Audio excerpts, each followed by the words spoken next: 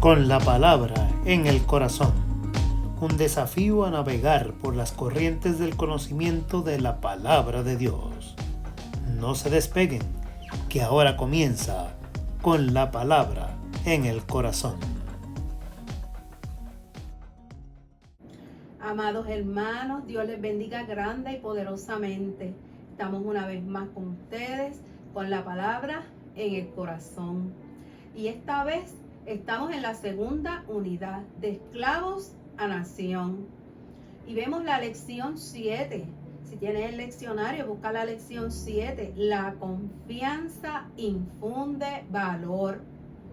Texto bíblico que se va a utilizar, si no tienes el leccionario, puedes buscar tu Biblia en Jueces 6, del 1 al 2 y del 7 al 16. Y el texto áureo se encuentra en Jueces 6, 23. Dice así la palabra del Señor. La paz sea contigo, no tengas temor, no morirás. Aleluya. Gracias, Señor, por tu palabra. Esta lección tiene dos objetivos cortos y concisos. El primero es que se tomen la lección para percatarse de la crisis espiritual en la que se encontraba el pueblo de Israel durante el gobierno de los jueces. El poder que tiene la falta de fe para recuperar la vocación personal en momentos de crisis. Tiene un vocabulario con la palabra madianita, que los madianitas, pues sabemos que fue un pueblo que nació de Madián. Madián fue un hijo de Abraham con una concubina, y esta tribu fue muy poderosa y siempre fue un tormento para Israel. La segunda palabra, el segundo término es Ofra. Ofra es la ciudad en el territorio de la tribu de Manasés, donde vivía Josué, y recibió la visita del ángel de Jehová, que los reanimó a cumplir con su misión de salvar a Israel de la opresión de los madianitas. Vamos a estar hablando de cómo trataban al pueblo, cómo el pueblo se sentía en cuanto a ese trato, y por otro lado, cómo ese mismo pueblo se sentía, pero en cuanto a su relación con Dios. La lectura bíblica se encuentra en Jueces 6, del 1 al 2 y 7 al 16. Dice de la siguiente manera: en nombre del Padre, del Hijo y del Espíritu Santo. Amén. Los hijos de Israel hicieron lo malo ante los ojos de Jehová, y Jehová los entregó en manos de Madián por 7 años. Como la mano de Madián los oprimía cada vez más, los hijos de Israel, por temor a los madianitas, se hicieron cuevas en los montes, cavernas y lugares fortificados. Cuando los hijos de Israel clamaron a Jehová a causa de los madianitas, Jehová les envió un profeta, el cual les dijo: así ha dicho Jehová, Dios de Israel: yo os hice salir de Egipto y os saqué de casa de servidumbre. Os libré de manos de los egipcios y de manos de todos los que os afligieron, a los cuales eché de delante de vosotros, y os di su tierra. También os dije: yo soy Jehová vuestro Dios. No temáis a los dioses de los amorreos en cuya tierra habitáis. Sin embargo, no habéis obedecido mi voz. Entonces vino el ángel de Jehová y se sentó debajo de la encina que está en Ofra, la cual era de Joás Abieserita.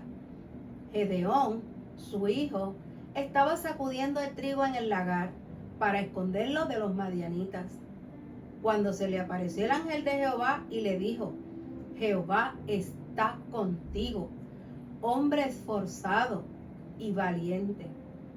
Gedeón le respondió: Señor mío, si Jehová está con nosotros, ¿por qué nos ha sobrevenido todo esto? ¿Dónde están todas esas maravillas que nuestros padres nos han contado? Decían: ¿no nos sacó Jehová de Egipto?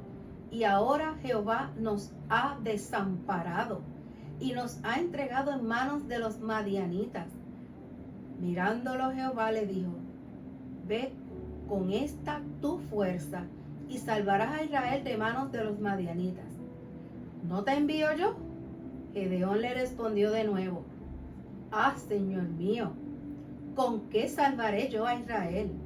He aquí que mi familia es pobre en Manasés, y yo soy el menor en la casa de mi padre. Jehová le dijo: ciertamente yo estaré contigo, y tú derrotarás a los madianitas como a un solo hombre. Vamos a ver esta interesante lección, esta historia de Gedeón. Les invito, hermanos, a que la continúen en sus casas, marquen esa página para que continúen leyendo una historia preciosa de un hombre como usted y como yo, que es tan temeroso, pero a la misma vez afirmado en la fe. Vamos a poner una vista para que usted pueda ver la relación de lo que estaba pasando en esta historia.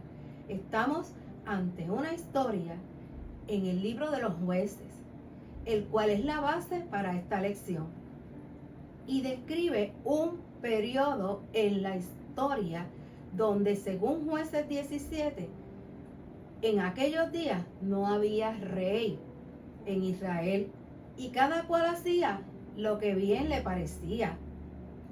La carencia de dirección profética, como están viendo en el visual, había carencia de dirección profética y había carencia de dirección gubernamental, y todo eso estaba hundiendo al pueblo en un caos y en un desamparo total. El pueblo cayó en este ciclo que están viendo. Es un ciclo de comportamiento de 5 fases repetitivas, y vamos a ver qué era lo que estaba pasando allí. Vemos un pueblo que alaba, glorifica a Dios, y de momento se aparta del Señor, empieza a adorar a los ídolos y empieza a pecar. Y vemos cómo el pecado entra en el ciclo. De ahí, entonces, pasa a caer en crisis, porque recuerde que usted está, como uso yo la frase, ¿verdad? Usted, la persona puede estar revolcándose en el pecado, pero llega un momento que ya no puede más, ¿verdad? Sea el pecado que sea, ya está la persona atada y ya no puede salir de ahí, y entonces cae en una crisis. De esa crisis empieza la persona a acordarse de Dios, como nos pasa a muchos de nosotros. Nos acordamos de Dios en estos momentos, y la persona empieza a entrar en el proceso de clamar para que Dios le ayude, clamar por liberación, clamar para que el Señor ponga su mano. Y de ese clamor entran entonces en un proceso de liberación por Jehová. Pero ¿sabe qué? Tan pronto el Señor entra, los liberta, busca soldados, derriba los muros, el Señor hace todas las cosas que tiene a su alcance y coge al pueblo otra vez y lo lleva a sentirse libre. Pero no solamente libre físicamente, libre también espiritualmente. Y ese pueblo, sintiéndose libre espiritualmente y todo, lo único que se le ocurre es volver a pecar. Volver y seguir con la misma forma de vida y seguir otra vez. Qué rápido se le olvidaba al pueblo, ¿verdad? En ese contexto de caos y enfriamiento espiritual, Dios levantó a Gedeón. ¿Cuál era la comisión? Reanimar la fe de Israel y preservarlo para cumplir su misión sacerdotal, que consistía en dar buen testimonio de Jehová a las demás naciones de la tierra. ¿Cómo iban a dar buen testimonio de Jehová si ellos estaban metidos en ese ciclo constantemente? Vamos a ver cómo la fe y los hechos de Gedeón aplican a nuestras vidas hoy. vamos a la palabra. La palabra en Jueces 6, del 1 al 2, dice claramente que los hijos de Israel hicieron lo malo ante los ojos de Jehová. Y Jehová los entregó en manos de Madián. ¿Por cuánto tiempo? Por 7 años. Hermanos, así fue como Dios entonces procedió con su ira santa a tratar de que ese pueblo le sirviera de verdad, que no se acordara de él solamente cuando tenía problemas. Este texto, al decir que los israelitas hicieron lo malo delante de los ojos de Dios, alude a la continua recurrencia a la idolatría, el dominio de los madianitas que estaba ejercido sobre Israel, independientemente del interés del pueblo de Dios. Es muestra del castigo de Dios a Israel por el pecado. ¿Cuál era el pecado mayor? El pecado base que los llevaba a separarse de Dios, la idolatría. Este azote fue tan cruento que los israelitas tuvieron que abandonar sus casas y refugiarse en cuevas, montes y lugares fortificados para poder seguir viviendo, porque los madianitas, en pocas palabras, no le quitaban el guante de la cara, no los dejaban vivir, no los dejaban comer. Así, ya pasando a los versos del 7 al 10, vemos cómo dice la Biblia: cuando los hijos de Israel clamaron a Jehová a causa de los madianitas, Jehová les envió un profeta. No era la primera vez, recuerden que esto es un ciclo, otro profeta. Y el profeta le dijo: así ha dicho Jehová, Dios de Israel, yo os hice salir de Egipto, os saqué de la casa de servidumbre, de manos de todos los que los afligieron. Y le dije: yo soy Jehová vuestro Dios, no temáis a los dioses de los amorreos, en cuya tierra habitáis. Sin embargo, no habéis obedecido mi voz. En los versículos citados, el profeta hace un recuento de las relaciones entre Jehová e Israel. Y en ese encuentro les hace ver que ellos eran responsables de la crisis que padecían. Asimismo, hermanos, qué difícil es cuando estamos pasando por una situación difícil poder darnos cuenta dentro de la situación cuál es mi lugar, cuánta culpa tengo yo, cuán mal estoy yo. Porque es bien fácil vivir la vida echando culpa y es bien fácil vivir la vida pensando que los demás son los que están mal. Pero esta valentía y más que se la está diciendo el Señor: ustedes no me obedecen. Y se lo manda a recordar a través de los profetas. Pero ¿qué es lo que pasa con ustedes? Si toda la responsabilidad de la crisis la tienen ustedes. Y vamos a ver en la aplicación, una aplicación muy interesante sobre estos momentos donde tenemos una crisis familiar, económica, una crisis de vivienda, diferentes tipos de problemas y situaciones. Y cómo nosotros, en qué lugar nosotros tenemos a Dios y dónde nos creemos nosotros que estamos. El profeta enviado por Jehová hizo un diagnóstico completo de la condición crítica de Israel. Primero, les recordó que era un pueblo constituido por la liberación provista por Jehová cuando eran esclavos de Egipto. Segundo, que Jehová, al conducirlos a su nueva tierra, les advirtió que no podían seguir adorando. El hecho de haber sido liberados de Egipto y advertidos, no podían seguir. Y ellos, los dioses de los amorreos, juntándose con las mujeres y absorbiendo toda esa idolatría. Así de malas estaban las cosas con ellos.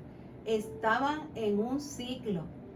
Vale aclarar, como hicimos en la lección anterior, que para Jehová la idolatría es ¿qué?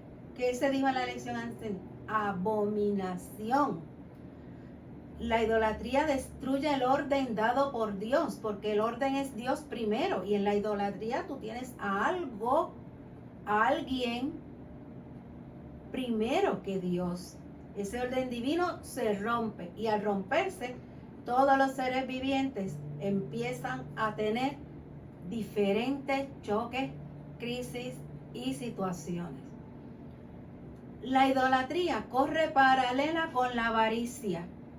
Y entonces vemos como si la idolatría lo que tienes primero, entonces tú pasas al plano de la avaricia. Y en la avaricia, ¿qué tú sientes? Que lo tienes que acaparar todo. Que yo soy el que mando, que yo soy el presidente, que yo soy el líder, que yo soy el que doy las órdenes, el que si no lo hago yo no lo hace nadie. Y entra todo ese pensamiento dentro de nosotros. Ya vuelvo y les digo, el orden divino, ¿dónde está? ¿Dónde está Dios? No. Primero, mi ídolo. Segundo, la avaricia de que bajo ese ídolo, entonces yo soy quien mando. Yo soy el que digo, yo soy el que tengo, yo soy el que voy. Y se convierte en un ciclo, como hemos visto. Por lo tanto, es inevitable que las personas se vuelven víctimas, se engañan a sí mismas. Entonces, el que está afuera mirándolo, piensa, pero ¿por qué esta persona tiene que tener todo un pensamiento encerrado en sí mismo? Está lleno de orgullo. Así, esos comportamientos causan que las personas ofendidas reaccionen con violencia y procuren vengarse, porque empiezan a verse como que es que tengo que ser yo, es que solo yo puedo, solo yo mando. Y cuando no lo logran, se quieren vengar. Ya en el verso 11, entonces vino el ángel de Jehová y se sentó debajo de la encina que está en Ofra, la cual era de Joás Abieserita. Gedeón, su hijo, estaba sacudiendo el trigo en el lagar para esconderlo de los madianitas. De momento aparece el ángel de Jehová. Entra en escena una figura luminosa. Como íbamos diciendo, la figura de ese ángel de Jehová es una forma de presentar al mismo Jehová, evitando decir que físicamente era Dios. ¿Por qué? Porque en la fe judía Dios no se aparecía sino en forma de ángel o en forma de una luz. Así que Gedeón estaba cerniendo el trigo para esconderlo de los madianitas. ¿Y sabe lo que quiere decir esto? La magnitud del problema que tenían, que por miedo a que me roben la comida, yo tenga que esconderla. Eso revela, ¿verdad? Y demuestra el gran sufrimiento por el dominio que ellos estaban sintiendo de los madianitas. Ya en el verso 12, cuando se le apareció el ángel de Jehová y le dijo, Jehová está contigo. Jehová es contigo. Hombre esforzado y valiente. Este saludo nos describe cómo era Gedeón, un hombre esforzado y valiente. El ángel identifica a Gedeón como un hombre que cuenta con la compañía de Jehová y que es fuerte y que no tiene miedo. Contaba con la aprobación de Jehová. Era apto para el combate y distinguido por sus facultades militares. Gedeón le dijo, Señor mío, si Jehová está con nosotros, ¿por qué nos ha sobrevenido esto? ¿Dónde están todas esas maravillas que nuestros padres nos han contado y decían, no nos sacó Jehová de Egipto? Y ahora Jehová nos ha desamparado y nos ha entregado en manos de los madianitas. De todos los atributos que aquel ángel reconoció a Gedeón, este puso en duda que Jehová estuviera con ellos. Como, sí, está bien, viniste de parte de Dios, todo lo que me estás diciendo es verdad, pero ¿dónde en realidad está Dios en medio de nuestra situación? La memoria histórica que él tenía de los triunfos, las bendiciones, el favor de Dios, no concordaba con la opresión que estaban sufriendo. Gedeón creía que Dios se había olvidado de ellos. cuando la realidad era que ellos se habían olvidado de Dios. Ya en el verso 14, mirándolo Jehová le dijo: ve con esta tu fuerza y salvarás a Israel de manos de los madianitas. ¿No te envío yo? El hecho de que el ángel lo miró fijamente cuando le dijo estas palabras, cuando le dio esta encomienda, revela la gran fuerza emocional y espiritual de sus palabras. El ángel se percató del precario estado anímico de Gedeón, que quizá está permeando también en la iglesia, en las personas, en los líderes, en los hermanos. Ese precario estado anímico que el gobierno, las agencias están tratando de levantar. Porque cuando uno pasa en el ciclo, una crisis, otra crisis, llega el momento que ya uno no quiere ni levantarse, porque uno piensa, ya va a venir otra cosa y nos va otra vez a entorpecer. Ese precario estado en que él estaba, llevaba 7 años. Nosotros llevamos 5 después del huracán María. Lo único que se menciona es el huracán María por aquí, por allá, y todo lo comparamos con el huracán porque aquello fue una cosa bien terrible. Y ahora seguimos viviendo secuelas de toda esa destrucción y devastación que vivimos, y tristeza. Y Dios, en medio de cómo nos sentimos, nos dice: ustedes son fuertes, ustedes son valientes, el puertorriqueño echa para adelante, no sea milana, no tiene miedo, es fuerte emocionalmente y espiritualmente.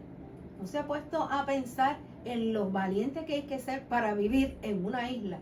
Cuando usted la mira en el globo terráqueo ahí, que ve esa islita tan pequeñita. La esposa de mi hermano de Texas decía: yo no me atrevo a ir a Puerto Rico porque es una islita tan chiquita, que tenía hasta temor de venir. Mas sin embargo, nosotros somos fuertes y valientes y nos hemos quedado viviendo en nuestra isla. Pero Dios tiene un llamado para nosotros y nos dice: ustedes han desobedecido. Este pueblo, ahora mismo, las instituciones, todo le está dando la espalda a la moral y los principios cristianos bíblicos para irse a darle y a ensalzar situaciones, las personas, diferentes modos de ver la vida que no están de acuerdo con lo que Dios quiere. Le estamos dando la espalda al Señor, especialmente los departamentos de educación, etcétera, donde ahora tenemos que enseñar, tenemos que proyectar que en los genes y la situación en que tú naces no tiene que ser necesariamente la que te tiene que gustar o la que tienes que vivir. Todas esas cosas son aberraciones y están en contra de lo que Dios quiere.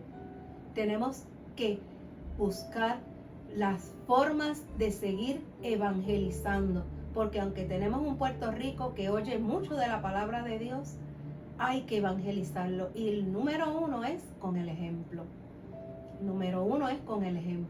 Hay que evangelizarlo. Ese pueblo que está torcido, que está atado, que está con esa idolatría de pensar que está bien y no está bien, ese pueblo hay que llevarlo a los pies del Señor. Hay que predicarle. No podemos seguir un pueblo que le ríe las gracias a los otros dioses. No va a prosperar. Así, hermanos, que si usted continúe en su lucha, apoyando lo que está bien, lo que es correcto, lo que es bíblico, usted lo filtra por la palabra, por este Dios que está aquí, este Dios que los ayudaba, los liberaba, los ayudaba a levantarse con su comida, con sus necesidades. Estaba allí con ellos, pero también le llamaba la atención y le decía: ¿hasta cuándo me vas a estar desobedeciendo? ¿Hasta cuándo? Porque te vas a acordar de mí cuando ya no puedas más. Así que nosotros vamos a ver cómo en el verso 16, ciertamente dice Dios: yo voy a estar contigo. y tú vas a derrotar a los madianitas. Y ahora, en ese momento, el encuentro con el ángel le da dos afirmaciones. Dice, yo voy a estar contigo. Y la segunda, tú vas a ganar. Así que, hermano cristiano que estás en la fe firme, sigue en la fe. No tengas miedo, ni a los madianitas, ni a nadie. Sigue con fe, sigue. No tengas miedo. Dios está contigo. Hay que amar. Y hay también que llevar la palabra correctamente. No engañemos a los demás. Ni nos engañemos a nosotros mismos. Dios no puede ser burlado, hermano. Nosotros tenemos que seguir proclamando la palabra correcta. Dice, yo estaré contigo y tú derrotarás, porque la victoria es de los que seguimos al Señor, de tuya, mía, de los que buscamos al Señor en espíritu y en verdad. Ahí es que está la victoria. Aunque parezca, como dice el texto bíblico, aunque parezca que no, o aunque parezca que los demás están ganando, aunque parezca que a los demás les va mejor, nunca perdamos ese norte correcto de servir al Señor y tenerlo primero y dejarnos usar por Él. Veas lo que veas, dice uno de las pinturas que hay en un muro en Ponce. Veas lo que veas, no dejes de orar. Precioso, me encanta. Veas lo que veas, no dejes de orar. Así que vemos una lección con Gedeón. Vuelvo y les digo, esta lectura es hermosa, esta historia es bien bonita y usted la puede seguir leyendo allí, cómo se levantaba ese miedo de él y le pedía al Señor, dame otra clave, dame otra visión para yo poder, demuéstrame otra vez, y él con ese miedo y el Señor ahí con él, ahí sí, soy yo, sí, dale, que tú eres contigo, sí. Así fue como Gedeón pudo. Y si seguimos leyendo, vamos a ver que de muchos que eran, el Señor dijo, no, si no lo vas a hacer con mucho, lo vas a hacer con poquito. Porque no es como nuestra mente ve las cosas, no es como nuestra lógica ve las cosas. Hay una mente superior a la nuestra. Tenemos que rendirnos al Señor en oración, ese tiempo de oración, de lectura bíblica, bien importante. Bien, vamos a ver las tres aplicaciones. La primera aplicación es compleja porque se refiere a la necesidad de revisar una interpretación que hay en unos órdenes de algunos tipos de iglesia, algunos tipos de pensamiento. Piensan que todos los males que le pasan a una persona es porque está en pecado.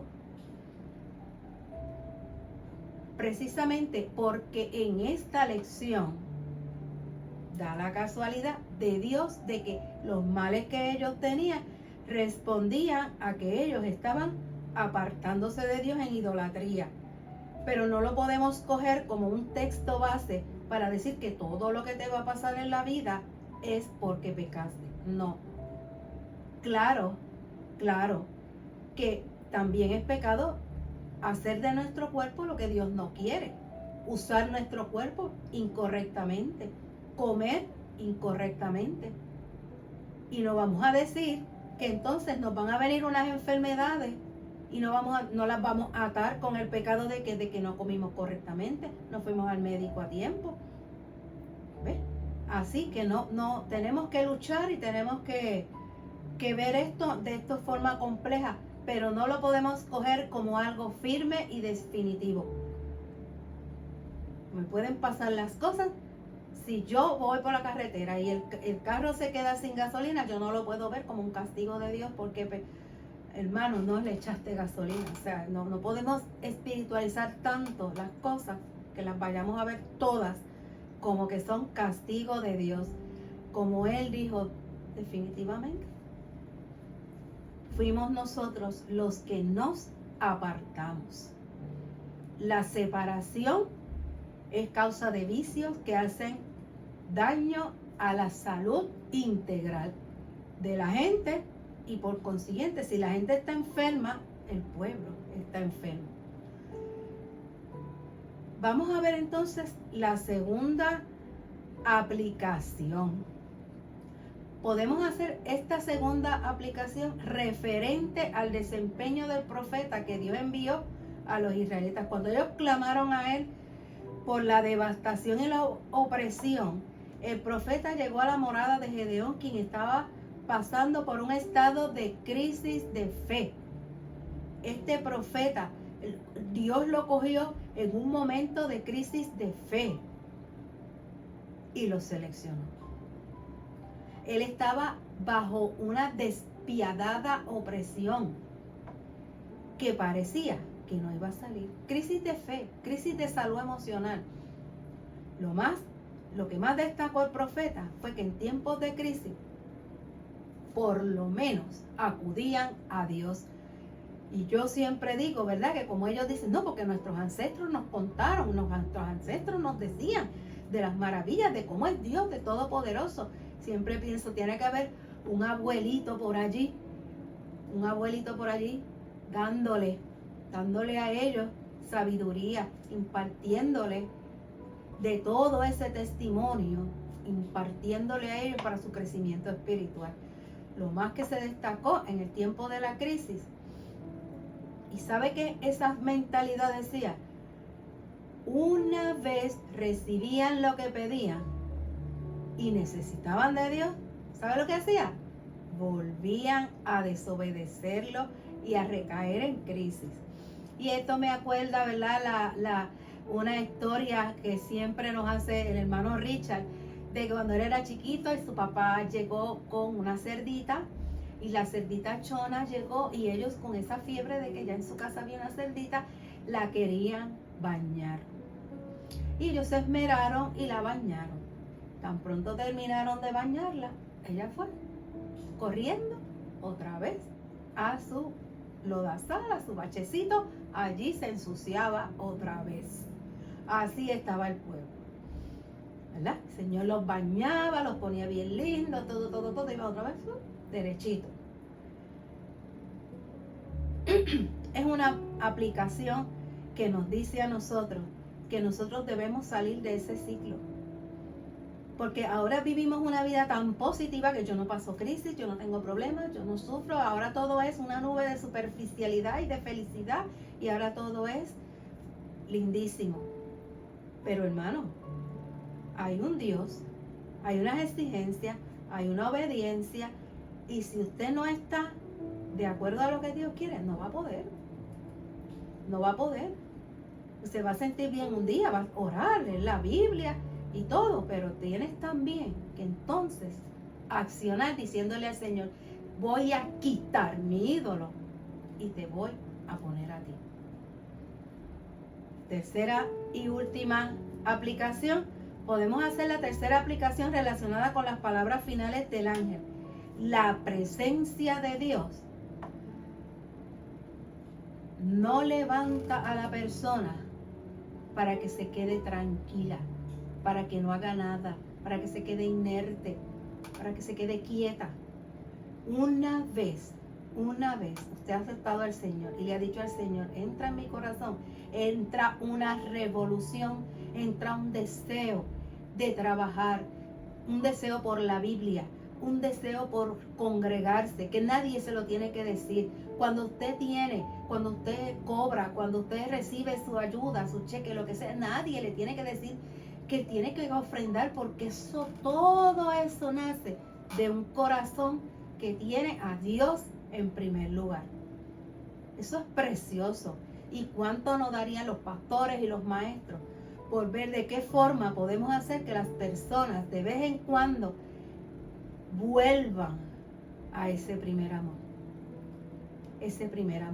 tan necesario, esa presencia que te levanta y no te deja quieto? Tienes que hacer. Para Gedeón, en ese momento la obra de Dios era liberar a Israel de la opresión, y precisamente esa fue la certidumbre que le infundió el ángel cuando le dijo en términos categóricos: tú vencerás a los madianitas.